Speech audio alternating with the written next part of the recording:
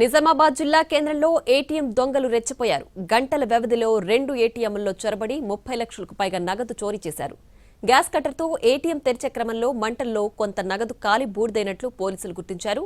నిందితుల కోసం 5 బృందాలను పోలీసులు ఏర్పాటు చేశారు. చోరీకి గురైన ఎస్బీఐ, డీసీబీ బ్యాంక్ ఏటీఎంలను జిల్లా ఇన్ఛార్జ్ ఎస్పీ రాజేష్ చంద్ర పరిశీలించారు. సీసీటీవీ ఫుటేజ్ను పరిశీలించారు. మహారాష్ట్రకు చెందిన ప్రొఫెషనల్ ముఠా ఈ చోరీకి పాల్పడినట్లు పోలీసులు ప్రాథమికంగా నిర్ధారణకొచ్చారు. ఏటీఎంల చోరీకి సంబంధించి మరింత సమాచారాన్ని మా ప్రతినిధి బాలకుమార్ అందిస్తారు. నిజామాబాద్ జిల్లాలో ఏటీఎంల చోరీ ఘటన తీవ్ర కలకలం సృష్టిస్తుంది. ఏకకాలంలో 2 ఏటీఎంలలో భారీ చోరీ జరిగింది, భారీ దోపిడీ జరిగింది.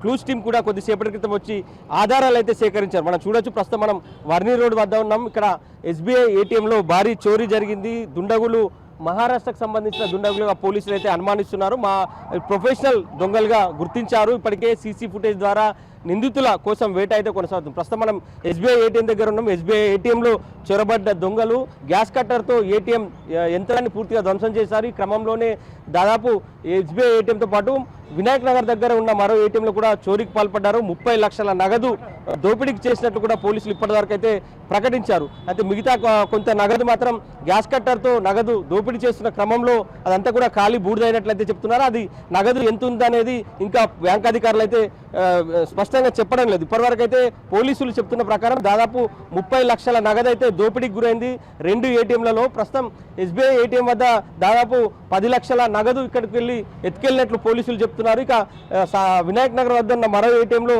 27 లక్షల నగదు కూడా చోరీకి గురైనట్లు పోలీసులు అయితే చెప్తున్నారు. ఓవరాల్గా దాదాపు 30 లక్షల పైచిలకు నగదు అయితే దోపిడీకి గురైంది. మరో చాలా నగదు కూడా గ్యాస్ కట్టర్తో నగదు దోపిడీ చేస్తున్న క్రమంలో అగ్నికి ఆహుతైందనేది పోలీసు అధికారుల నుంచి సమాచారం అందుతుంది. అయితే బ్యాంక్ అధికారులు ఇప్పటివరకు అయితే ఎలాంటి ప్రకటన చేయలేదు.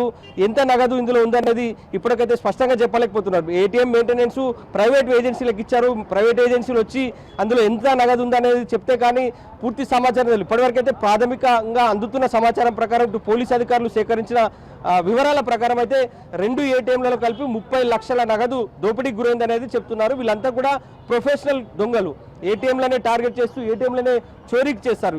చూడొచ్చు, ఇదే ఏటీఎం ఇప్పటివరకు క్లూస్ టీం ఇక్కడ వివరాలు సేకరించింది, ఆధారాలు అయితే సేకరించింది. పూర్తిగా ఫింగర్ ప్రింట్స్ అవి కూడా సేకరించారు. దాదాపుగా 30 లక్షల నగదు దోపిడీకి గురైనట్లయితే ఇప్పటికి చెప్తున్నారు. చాలా నగదు ఖాళీ బూడిదైంది. ఏటీఎం మొత్తం కూడా గ్యాస్ కట్టర్తో ఏటీఎంను ఓపెన్ చేసే క్రమంలో అగ్ని ఒక్కసారిగా మంటలు చెలరేగి అందులో ఉన్న నగదు కూడా ఖాళీ బూడిదైనట్లయితే చెప్తున్నారు. దీనిపైన కొద్దిసేపటి క్రితం అంటే నిజామాబాద్ పోలీస్ కమిషనర్ సెలవులో ఉండడంతో కామారెడ్డి జిల్లా ఎస్పీ రాజేష్ చంద్ర నిజామాబాద్ పోలీస్ ఇన్ఛార్జ్ పోలీస్ కమిషనర్గా ఉన్నారు. కొద్దిసేపటి క్రితం ఈ ఏటీఎంలు దోపిడీ జరిగిన 2 ఏటీఎంలను పరిశీలించారు.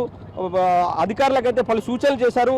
5 స్పెషల్ టీంలను కూడా ఏర్పాటు చేసినట్లు చెప్తున్నారు. 30 లక్షల నగదు దోపిడీకి గురైందని చెప్తున్నారు. మరికొంత నగదు కూడా ఖాళీ బూడిదైనట్లయితే పోలీసులు అయితే ప్రకటించారు. ఇక 4 టీంలను ఏర్పాటు చేశారు. ఈ టీంలు కూడా ఇప్పటికే దొంగల కోసం ఇన్వెస్టిగేషన్, దొంగలు పట్టుకునేందుకు రంగంలోకి అయితే దిగాయి. క్లూస్ టీంతో పాటు స్పెషల్ బ్రాంచ్ పోలీసులు, ఇటు సిసిఎస్ పోలీసులు, ఇట్లా 5వ టౌన్ 4వ టౌన్ పోలీసులు మొత్తం మీద 5 బృందాలను ఏర్పాటు చేసి నిందితుల కోసం అయితే గాలిస్తున్నారు. సో ఇది మహారాష్ట్ర సంబంధించిన టీమ్గా అనుమానిస్తున్నారు. ప్రొఫెషనల్ దొంగలే ఏటీఎంలను దోపిడీ చేశారనేది పోలీసులు భావిస్తున్నారు. నిందితుల కోసం గాలింపు చర్యలు అయితే కొనసాగుతున్నాయి. Police commissioner in-charge commissioner Kamareddy జిల్లా ఎస్పీ ప్రస్తుతం ఉన్నారు. సో అతను పరిశీలించి అయితే నిందితుల కోసం గాలించాలి. ఖచ్చితంగా ఇలాంటి ఘటనలు పునరావృతం కాకుండా చర్యలు చేపట్టాలనేది మాత్రం అధికారులకు సూచనలు చేశారు. ఓవరాల్గా ఈ 2 ఏటీఎంల దోపిడీ ఘటనలు మాత్రం నిజామాబాద్ జిల్లా కేంద్రంలో తీవ్ర కలకలం సృష్టించాయని చెప్పుకోవచ్చు. సో ఇది ఇక్కడ తాజా అప్డేట్. కెమెరామెన్ రవిచరణ్తో బాల్కుమార్, ఎన్టీవీ, నిజామాబాద్.